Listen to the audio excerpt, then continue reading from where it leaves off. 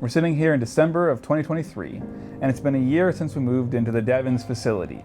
And it's been 6 months since our last update. By far the biggest thing that's happened in the last 6 months is that transformation from the first qualification of the factory to now a factory that is actually building fusion machines. Not talking about building them, not planning on building them, but actually doing the work to make the magnets for SPARC. In the last 6 months, we have been accelerating our production here at CFS. We now have fully working production lines for all of our HTS magnets for SPARC. Our TF pancake line is now producing pancakes about double the rate that we were 6 months ago. We're also building our cable magnets, so that line is now fully operational as well. So it's been really incredible to see our team now trained on these brand new manufacturing processes we developed in-house, working really well together and seeing our ramp-up rate accelerate for the magnet production. So the SPARC facility has gone from a construction project, it's transitioning more and more into the fusion-specific installations.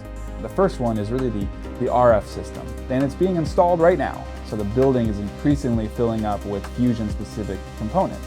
And we'll see that over the next couple of years, that accelerate into more and more fusion-specific things being installed inside that building.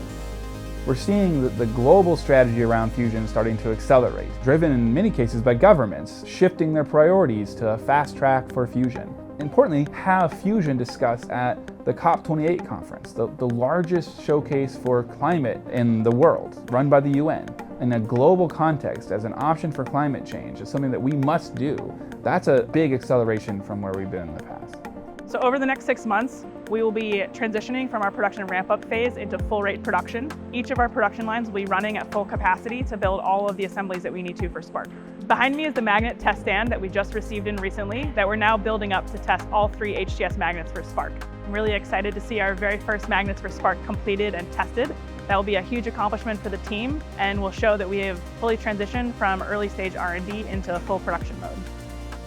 It's a completely different scale of company than it was a year ago, and it's a more mature operation than it was 6 months ago, as we've overcome a huge number of barriers and really built a team that's going to deliver the SPARC facility.